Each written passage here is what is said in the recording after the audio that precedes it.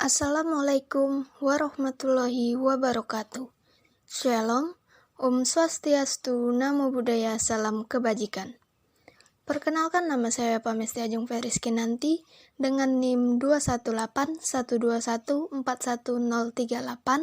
dari Prodi S1 Akuntansi.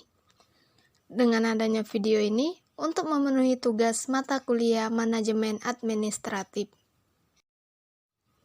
Pokok bahasan di sini pada sistem dan prosedur dalam perkantoran dan tata ruang kantor. Langsung saja masuk ke pokok bahasan yang pertama pada sistem dan prosedur dalam perkantoran. Saya mengambil organisasi pada Menteri Pertahanan Indonesia untuk saya analisis.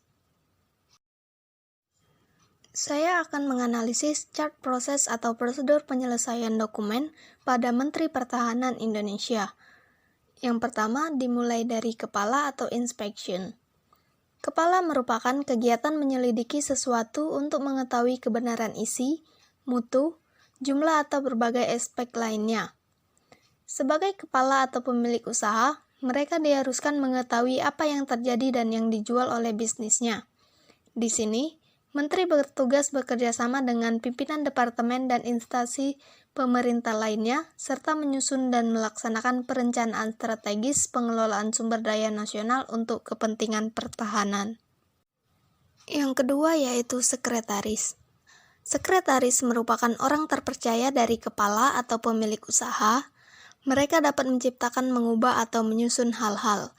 Sekretaris pada organisasi publik ini adalah Sekretariat Jenderal dengan tugas memberikan pelayanan teknis dan administratif kepada seluruh satuan organisasi di lingkungan Direktorat Jenderal Hak Asasi Manusia. Selanjutnya adalah juru arsip. Seperti yang diketahui, juru arsip merupakan pekerjaan yang menyimpan dan mengelola data dengan rapi agar di kemudian hari bisa ditemukan kembali jika dibutuhkan. Pada Kementerian dan Pertahanan terdapat juru arsip yang merupakan organisasi dari pusat data dan informasi. Terakhir, ekspedisi atau transport. Ekspedisi adalah pekerjaan memindahkan sesuatu dari suatu tempat ke tempat yang lain, maka dari itu disebut transport. Tetapi, dalam organisasi Kementerian Pertahanan tidak terdapat ekspedisi atau pola kerja yang mengharuskan mereka memindahkan sesuatu ke suatu tempat ke tempat lain.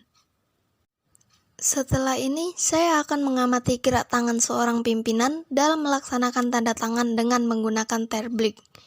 Analisis pada Menteri Pertahanan Indonesia dalam menandatangani perjanjian kerjasama pertahanan dengan Perancis. Hal yang pertama kali dilakukan oleh Menteri Pertahanan Indonesia yaitu Bapak Prabowo adalah melihat ke sebelah kirinya, di mana sebelah kirinya merupakan Menteri Pertahanan Perancis. Hal ini dinamakan mencari atau search. Ia bermaksud mengikuti gerakan dari Menteri Pertahanan Perancis tersebut. Kemudian, Bapak Prabowo mencari bolpen di mana hal ini masih dikategorikan dengan mencari atau search.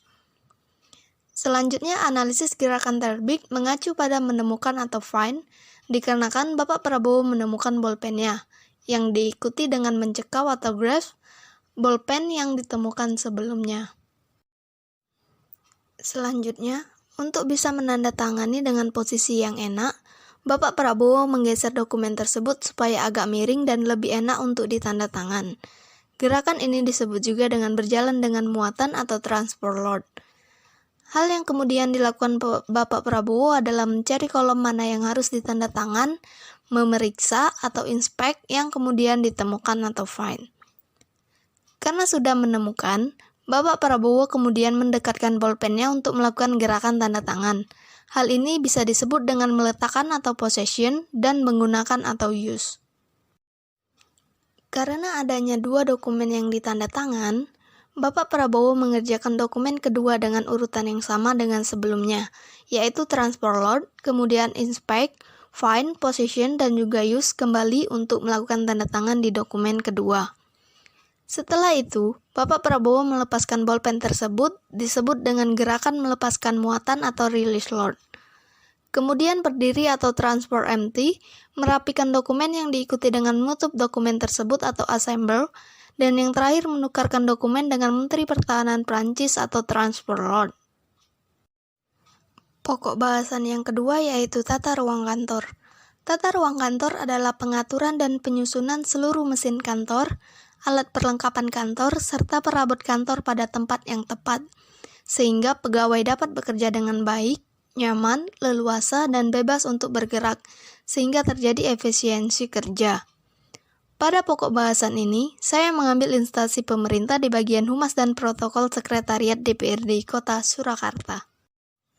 Terdapat asas-asas tata ruang kantor dalam konsep tata ruang kantor, yaitu yang pertama asas jarak terpendek, yang kedua asas rangkaian kerja, yang ketiga ada asas pengguna segenap ruangan, serta asas perubahan susunan tempat kerja.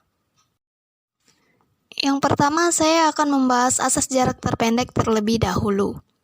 Asas jarak terpendek merupakan hal yang menyangkut mengenai proses penyelesaian pekerjaan karyawan dengan jarak tempuh yang pendek. Meja staf terdiri dari 4 meja dan kursi, di mana masing-masing meja belum dilengkapi komputer, terutama pada meja staf yang sering bekerja menggunakan komputer. Meja komputer terletak di samping meja staf menghadap ke arah barat.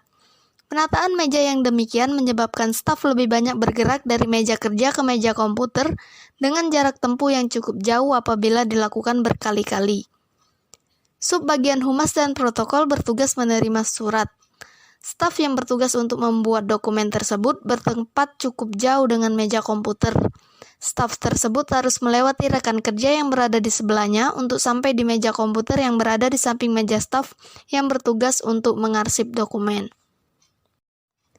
Yang kedua yaitu asas rangkaian kerja.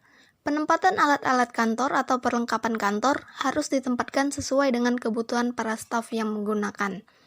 Alat-alat kantor yang ada di masing-masing meja staf sudah tertata sesuai dengan kebutuhan masing-masing kecuali komputer.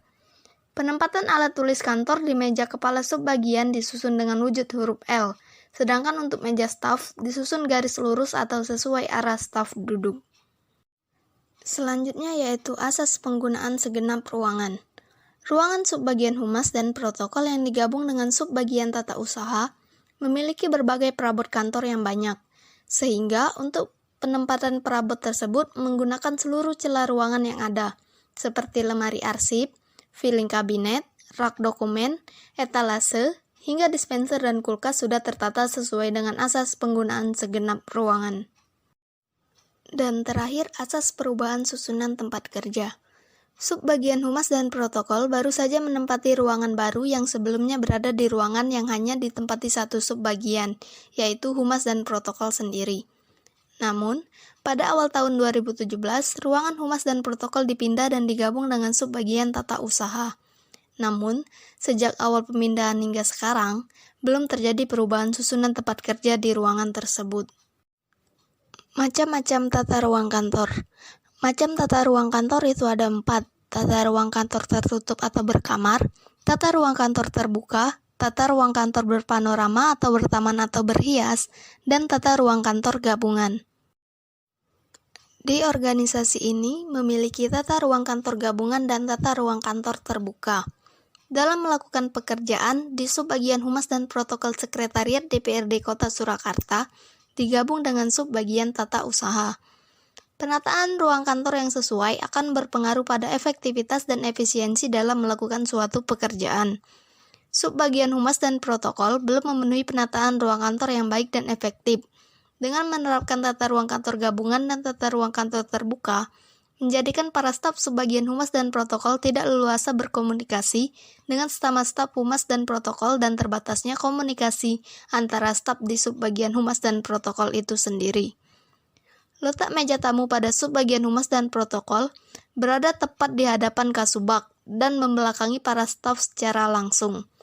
Hal tersebut membuat Kasubag merasa tidak etis apabila ada tamu yang datang untuk memenuhi staf lain dan Kasubag berada tepat di depan mereka. Pembahasan yang terakhir mengenai lingkungan dan kondisi fisik. Yang pertama yaitu penerangan atau cahaya. Lampu di ruangan subbagian Humas dan Protokol cukup untuk menerangi saat staf melakukan pekerjaan. Lampu yang berada di ruangan adalah lampu TL atau neon, memiliki daya 25 watt dan terdiri dari 4 lampu yang langsung mengarah ke ruangan tanpa ada batas apapun. Ruangan di subbagian humas dan protokol tidak menggunakan satu jenis pencahayaan saja, selain cahaya langsung yaitu natural lighting atau cahaya yang berasal dari jendela. Di ruangan humas dan protokol sering membuka jendela yang ada, yaitu 7 jendela yang mana 4 jendela berada di samping meja kasubag dan 3 jendela berada di belakang meja staf subbagian humas dan protokol. Yang kedua mengenai tata warna. Warna dinding di ruangan subbagian humas dan protokol adalah krim. Berdasarkan hal tersebut, warna dinding di subbagian humas dan protokol sudah sesuai untuk menunjang kenyamanan staf yaitu warna krim. Warna krim menimbulkan kesan sejuk sehingga staf merasa nyaman dan semangat pada saat melakukan pekerjaannya. Selain itu, warna krim juga menggambarkan ketentraman bagi para staf humas protokol dan kasubag humas protokol sehingga lebih bergairah saat bekerja. Selanjutnya mengenai ventilasi atau pengaturan udara. Ruangan subbagian humas dan protokol memiliki kualitas udara yang cukup bagus. AC yang berada di ruangan tersebut berada pada suhu standar yaitu 25 derajat Celcius. Selain itu, sirkulasi udara di humas dan protokol juga sudah cukup baik dengan beberapa dari 7 jendela dibuka sedikit untuk pergantian udara. Dan yang terakhir lingkungan dan kondisi fisik pada suara. Suara yang berada di ruangan subbagian humas dan protokol cukup bising dan kurang bisa dikondisikan karena memang ruangan tersebut tepat berada di pinggir jalan. Dibandingkan dengan ruangan lainnya yang berada di dalam dan cukup jauh dari jalan raya. Selain suara dari jalan raya, kondisi sekitar ruangan yang digunakan untuk bekerja juga berpengaruh terhadap konsentrasi bekerja termasuk suara. Mungkin sekian analisis yang dapat saya sampaikan. Lebih dan kurangnya saya ucapkan terima kasih. Jika terdapat tutur kata yang kurang berkenan, saya memohon maaf dan kepada Allah saya memohon ampun. Saya akhiri, wabillahi taufiq wal hidayah. Wassalamualaikum warahmatullahi wabarakatuh.